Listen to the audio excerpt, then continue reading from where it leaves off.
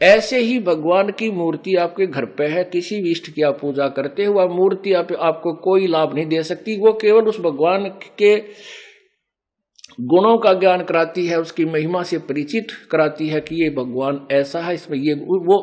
और वो ज्ञान उसका कहां से हुआ? आपको उसकी जीवन लीला से। जैसे भगवान विष्णु की जीवन लीला विष्णु पुराण में, देवी पुराण में, क्योंकि पुराण जो है ये 18 अवश्य हो गए, लेकिन ज्ञान इनमें एक ही है।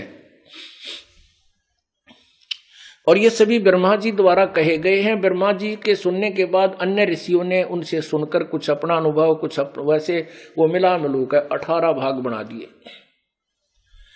तो विष्णु जी के विषय में ज्ञान कहाँ हुआ? विष्णु पुराण से। तो आप विष्णु पुराण को पढ़िए, विष्णु पुराण के से फिर उसके बाद उस गुरु के पास जाइए जो आपको विष्णु जी की साधना बताता है, और फिर आप उसकी साधना करोगे तब वो मूर्ति वाला भगवान लाभ देगा जितना उसमें गुण है, जितना वो दे सकता है। तो इसी प्रकार हम कबीर परमेश्वर पूर्ण परमात्मा के मूर्ति अपने पास रखेंगे तो उस मूर्ति से हमें कोई लाभ नहीं होगा, लेकिन मूर्ति वाले भगवान से लाभ होगा। वो कैसे मिलेगा? उसकी हिस्ट्री से हमें पता चलेगा ये कितना भगवान है, कितना इसमें शक्ति है, उसकी कहानी से, उनकी लीला से।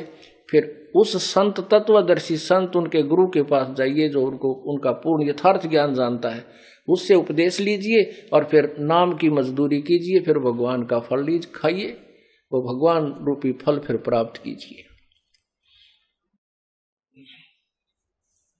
तो क्या बताते हैं?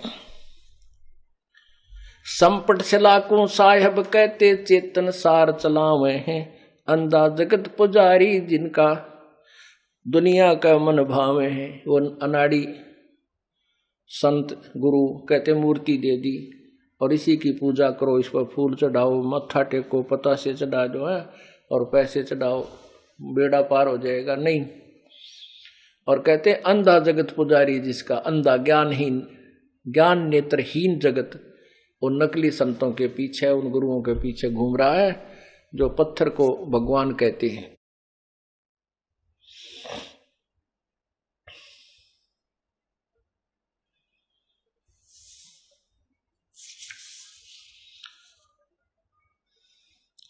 कक्कड़ भांग तमाकू पीवे, बकरे काटता हुए हैं, सन्यासी शंकर को भूले वो बम्ब महादे ध्यावे हैं। ये 10 नाम दया नहीं जाने, गेरू कपड़ रंगावे हैं, पार ब्रह्म से परचे नाही, शिव करता ठहरावे हैं।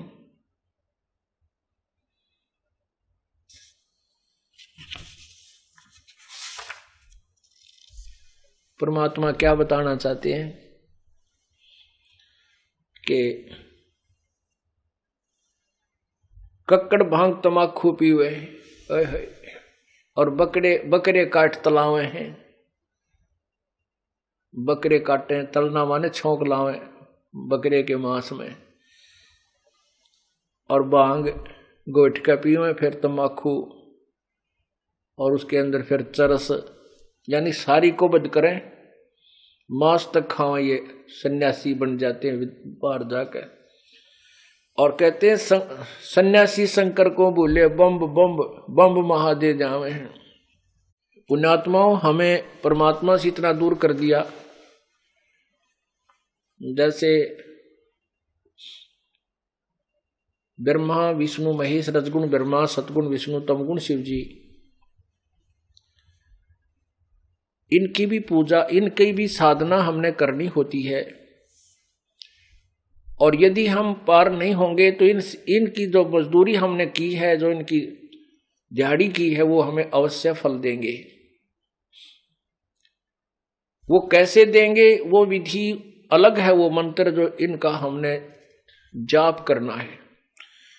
अब पुण्यात्माओं, हम तत्व ज्ञान से बहुत दूर हो गए, इसलिए मन में इतने ढेर सारे शंका हो जाती हैं।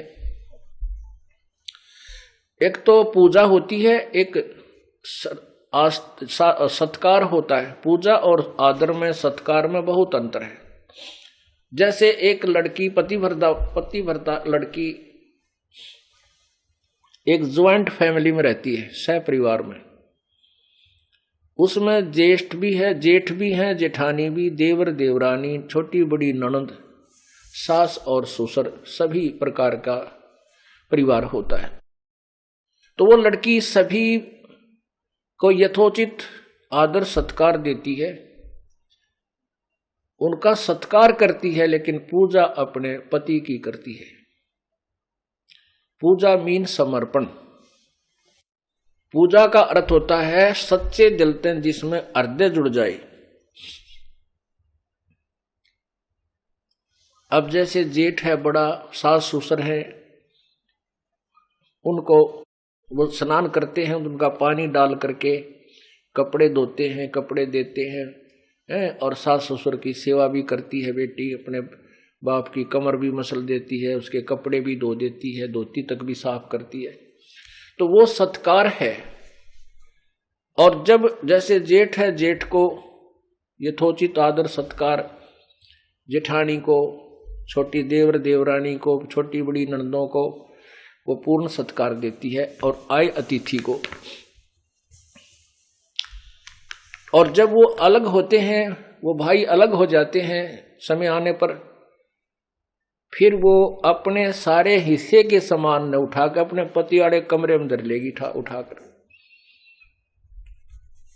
उनका फिर उनसे कोई लगाव नहीं है, लेकिन वो सत्कार वाला स्वभाव फिर भी बना रहेगा।